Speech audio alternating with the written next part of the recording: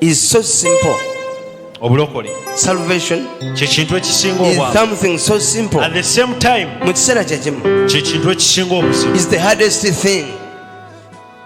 It's because it's not hard as you think it should be, and it is simple as you think it should be. You don't understand what I say. Salvation is the simplest thing, at the same time it's the hardest thing, just because it's not so hard as you think it should be. And it is simpler the way you think it should be. It is so simple, better than the way you think it should be. God is good. Born again, we are the people. He believes in what God does, and he prays. Doesn't want the world to be to know that he prays from this place. Hello? Are you there? Are you there?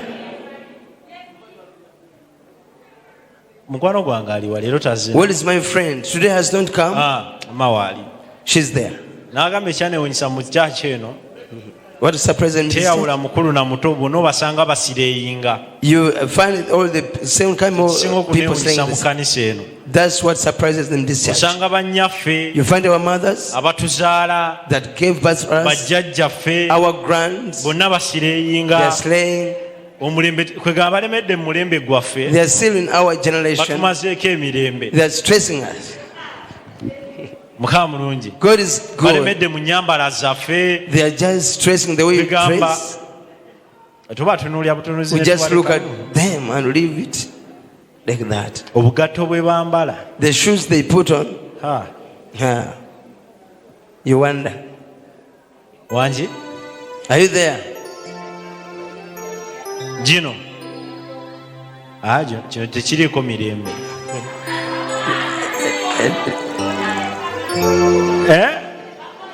This shoe does not discriminate the generation. Let us come back. God is good. We are going to look at the scripture.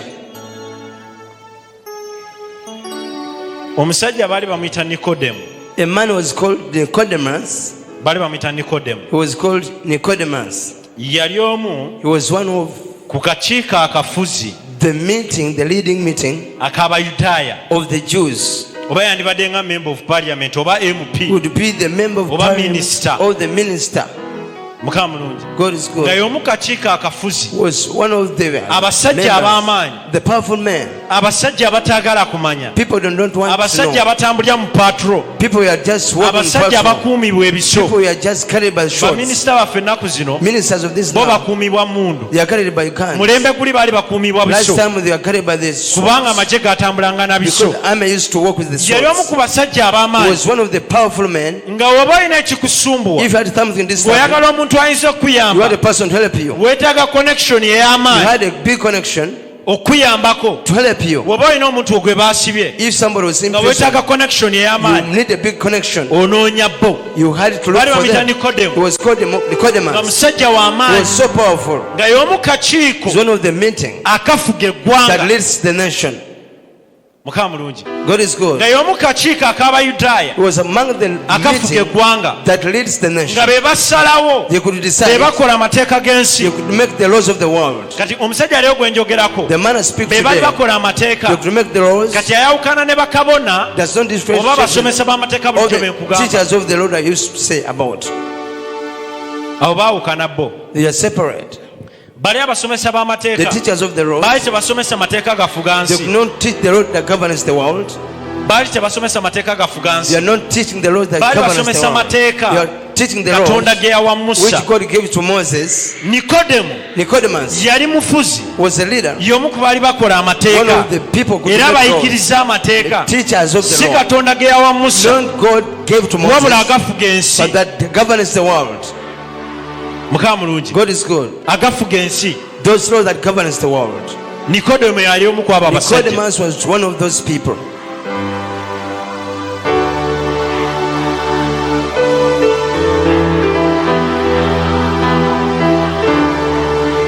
buli omu kyukiramu n'omugambe Turn to your neighbor and tell him, olunaku lwa leero and tell today, omwoyo gw'okufa the spirit of death gugenda kuvaako. is going to come out of you. Buli kisa akwagaliza okufa, Whoever wishes you to buli die, kisa akwagaliza whoever okutta wishes omwana you wo, to just be bigenda failed, muddira mu linnya lya is going to Yesu. go back to him or her. Mukama mulungi. God is good. Nikodemo Nicodemus yali mufuzi was a leader ng'atuula kakiiko who would sit on the meeting akakola that amateeka, makes laws. akakola amateeka That makes laws. nga ke kakiiko kwatuula. That's the meeting where Bwe was kuba a man. kutambula He would walk. tasobola tambula bwogu, Could not walk alone. atambula n'abasirikale. He was walking with the Era wajja mu soldiers. kkubo, When he comes the way, mwenna nga mukola ekkubo you could make way nga for him muviira Nikodemo. and leave the covenant Ng'ayitawo. and pass. Mukama mulungi. God is good. Naye omusajja ono But this man yabanga mu ofiisi was ye always in his office n'awulira ebigambo and eby'enjawulo, had different words n'awulira abantu and ab'enjawulo had different nga people boogera ku musajja speak about the oba man, ku mwana about the eyali child yazaalibwa who was omubazi. born by the carpenter.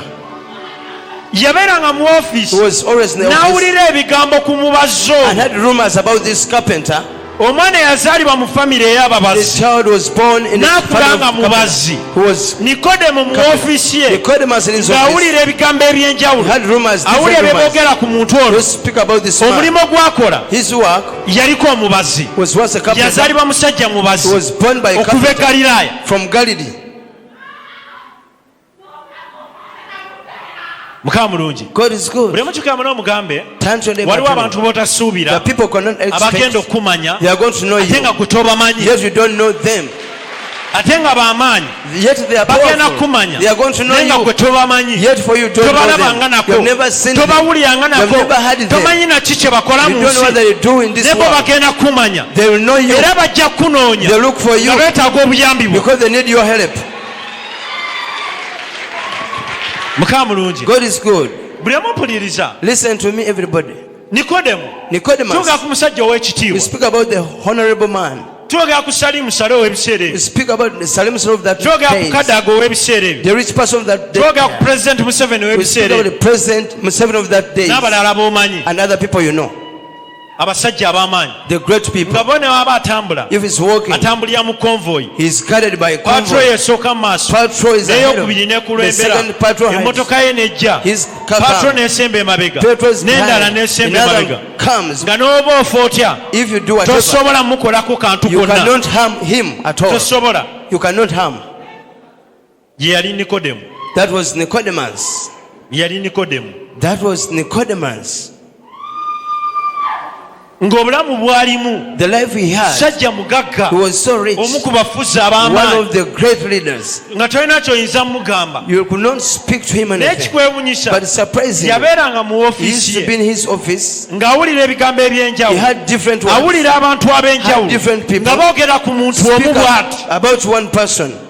nga si omu ku bafuga eggwanga, Not one of the people leading si the omu ku world. batuula akakiiko Not one of akafuga the people eggwanga, sits on the meeting that looks naye nga world. w'amaanyi, But he was so omuntu powerful. eyali alumya kabaka This omutwe. person that is hurting the king. Mukama mulungi. God is good.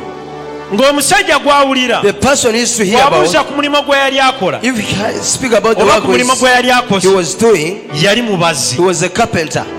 nga mubazi, He was a carpenter. nga si omu kakiiko akafuga, He was not among the si people omu leading the ku world. bagagga, Not one of the rich si omu ku people. baana b'abagagga, Not one of the child si of omu rich ku people. balangira, Not one of the naye ng'ensi princes. yonna emwogerako. People is speaking about this man.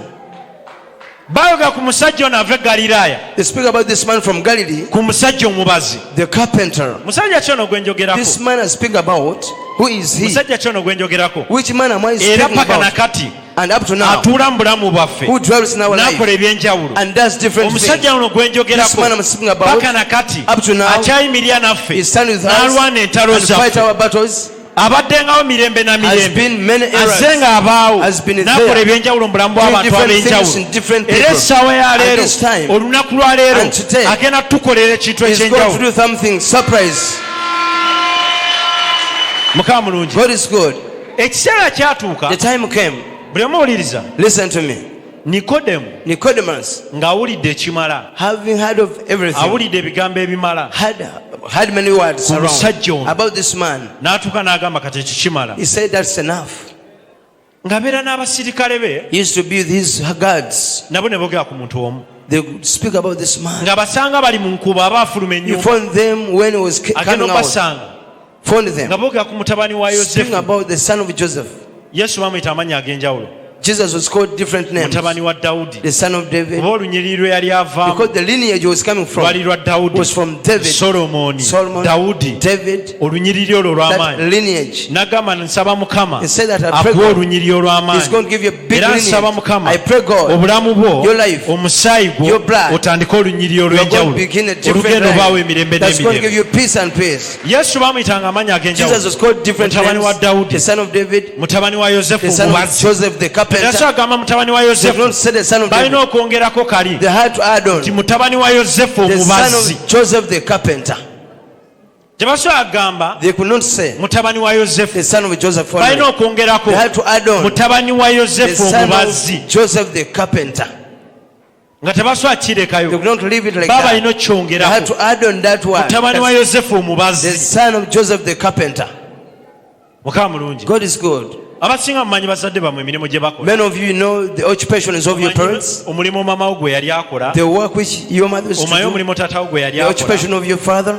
Era tebasobola They kugamba could not say nti muwala wa the Zaawedde. daughter of Zawede. Balina okwongerako tayito ya They had maama wo. to add on the title of your mother. Muwala wa Zaawedde omutunzi w'omwenge. The daughter of Zawede, the Ate one ekimugwako nga yali akola night shift. he was doing night shift. Bongerako muwala wa The Zaawedde daughter of Zawede, oli malaaya. who was harlot or prostitute. Mumanyi kyenjogerako. You know what I speak about. Abamu ku mwe muyina abaana. Some of you got children. Omwana we bamuyita muwala wa gundi oba mutabani wa gundi. Your child is called the son of so and so. Nze mutabani wa Yiga omufere. The son of Iga, who is a dupe, who is a conman. Okiwulira? You hear that? Mutabani wa Yiga omufere. The son of Iga is a conman. Tebanatuuka kunvuma nvaako nze. They have not yet abused me. They have not reached that extent of your abuse. Mutabani wa Yiga omufere. The son of Iga, Mutabani wa Yiga omulogo. the son of Iga is a Ne witch. bongerako nakano. Another one. Mutabani wa Yiga omukwasi w'abakazi. The son of Iga who rapes women. Balina tayito nyingi They have got zebakuwa. many titles. Waliwo abantu balina sinkanye ejjo. There are people I met Nga yesterday. gwe gy'ova Where you come from? bakuyita mulogo. They call you a witch. Naye ng'ate abakuyita Yet the omulogo people call you a witch. be balogo. They are the witch. Abakuyita omulogo The people call you witch. ate be balogo. Yet they are the witch instead. Kati ojja kwekanga You'll find out. ng'atuyita omulogo The person who calls the witch, oba atuyita omufere the one who calls us oba witch, atuyita abafere or the troops, ate nga ye mufere namba emu. is the first number one Jew person. Ffe twesiimye For us, we are happy. Katonda atuwa ekkanisa. God gives us the church. Ekizimbe kino kiyimiriddewo This building is standing ku lw'okwagala lwa Katonda. for the love of God. Sente ezizimba ekizimbe The kino man that has constructed the house tezivudde mu nsawo is yaffe. not coming from Era our pocket. essaawa ya leero At this time, mwe mwennyini mu abakola you omulimu yourself, you are doing the work ogw'okuzimba yeekaalu ya of building Mukama. the house of the Lord. Tuli basanyufu We are so happy. era tukyebaliza We thank the Mukama. Lord for that. Wabula ffe tetwakeera ku We makya did not come out one morning kwesooka kanisa ya muntu to say we are going to go to kuwamba the church, kanisa etali yaffe. to take somebody's church. Nedda, No, nedda. no. Abakitegedde mukitegedde. If you understand, you can understand. Saagala yingira mu ntalo z'abannamukadde be bamanyi. I don't want to enter and No, no, include olutalo myself lwonna in the gye battles lunaggweera. of the old people. Olutalo olwo gye lunaggweera. The end of that battle, Mukama y'amanyi. God knows. God Wabona knows. ba busungu Because they are always all tough. They are harsh. be bamanyi. They know. Naye ng'ekibasumbuwa What disturbs them, omu ku bo yali mutegeera. one of them failed Baali to abayigirizwa understand. 12, There are 12 disciples. baali abayigirizwa There are 12. 12 Naye disciples. Yesu wabavaamu. When Jesus disappeared Si from bonna nti baakola not ebyamagero. all of them performed the miracles.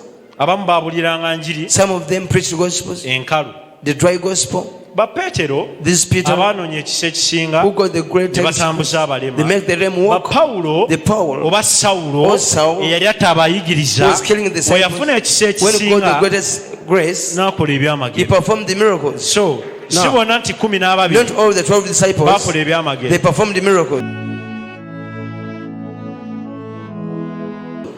ebiseera ebisinga abakazi mwebuuza Sometimes you women ddala ask ki yourself, abasajja kye baagala, what does men want? naye ekibuuzo kiri mu bo abakazi baagala ki? What does woman wants? You women, what do you want? oyagala omusajja You want a man asobola who okulabirira can care for you, okufa ku famire yawe. to care for your Ate family. woomufunye Once you get him, Owulire oyagala ayine swaga. You feel you want a person who has oyagala ayina akanyama simanyi parks. Masitula. Kiriwebuze kiki oyagala. And ask yourself, what do you want? Mukama mulungi. God is good. At this time, there's a kind of man that you want.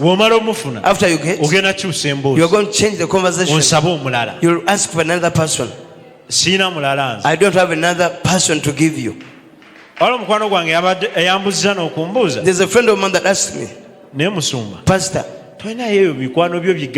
don't you have the rich men friends?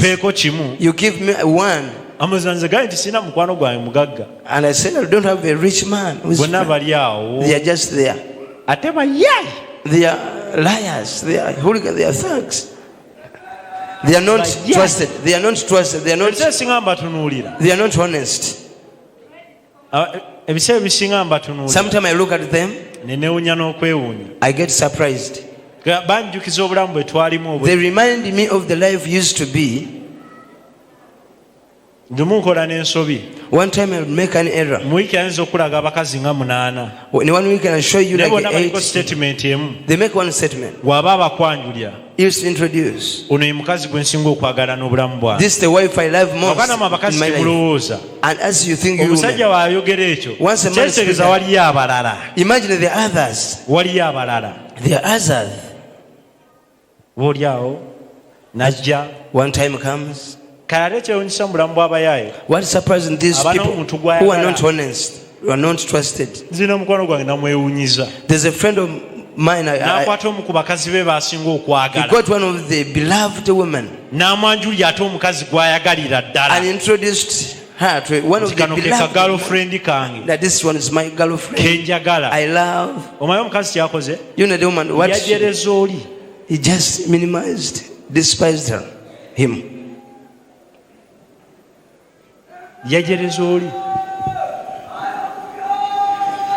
So mwana wa Katonda, child of God, beera ku kintu kimu. Just stick on one thing. Manya kiki oyagala. Know what you want. Manya kiki oyagala. Know your ambition. Tosunga kuva wali kudda wano. Don't go here and don't be jumping. Omusajja abakukuba mbaga. The man wants to wedding. Beera mu maka gamu. Just be in one place. Waawe ofunayo obulina ku ssente. If you get those with money, zirye mu magezi. You can eat that money wisely. Bwe bakwata sibiri. If you are caught, I'm not in those things. God is good. If you are called, I'm not inclusive. Time came. Nicodemus came out, went out, just escaped from the guards, came slowly, privately. The Bible says it was at night. Came covering himself. There's a person who has got to know. There's a way passed by the up to this. The disciples don't know. And reached to him and asked, my master. And said, Master, how can a person do to be saved? And Jesus said, you can never be born again except you are born again. Nicodemus said, already I'm a man mature now. I'm mature enough. I'm old. How can I be born again? How can I go back to my mother's womb who's dead already?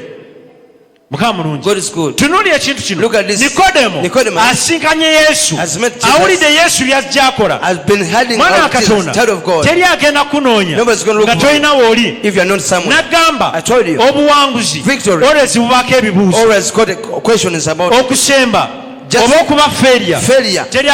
Nobody can ask a question about that. Once you are successful, you'll be questioned. But once you are failure, you'll never be questioned. Success is always questioned, but failure is never questioned.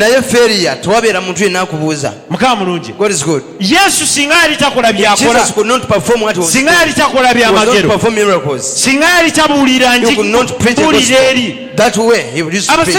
People could not understand him. These people could not understand. Jesus did not know Nicodemus, though he had him, because he created him. But the flesh of Jesus, Jesus knew Nicodemus in spirit, but on body could not know him. Walwa ayinza okumbuuza. Can you ask me? Musumba omanya otya omuntu ku mubiri? How can you know a person in body? Abali babaddeko mulaavu. You have been in love. Ebisinga oyinza olaba omuntu gw'oyagala. Sometimes you can say person love. Lwaki kyatuukawo ng'omuntu gw'oyagala takwagala? Just because the person love doesn't work. Whenever you say you feel you are so, ebyo mubimanyi. You know the things. Temugenda sirikirira nga abatabimanyi. You never be quite as if you don't know them. Mukama mulungi. God is good. Ate abasinga wano mulina abantu be mwagala tebabaagala. Some of you have got people you love, for them they don't love you. Hey. Amazima googero. The truth should be spoken about. Gw'oyagala akwagala. The person you love, does he love you? Teweebuzaabuza. Don't disguise. Takwagala. He does not love. Akwagala. Does he love? Njogere. Should I speak out? Njogere. Umanze sina lugambo. I don't have rumors. I'm not a rumor monger. Sina lugambo. I don't backbite people. Abasinga mulina abantu nga mubeesibako bwesibi. Some of you good people, you stick on them, you cling on them. You just stick on them. Yet for them, they don't love you. Their minds just fall away from you. It is far away. Today I pray blessing. You have been looking for, but could not look for you. You have been calling, you could not call you. Time will come. He will call you himself in Jesus' name. God is good. Jesus. Nicodemus was spiritual because not in body. Nicodemus passed by the disciples. It's like you can come in counseling. Sister Ruth doesn't understand. No. Brother Bukenya tategedde. Nga teri n'omu ategedde. Nobody has understood. Nga nange mbadde sikusuubira. I could not expect you to come. Nekanga ng'oli awo. I found you there in counseling. Yali Nicodemus. That was Nicodemus.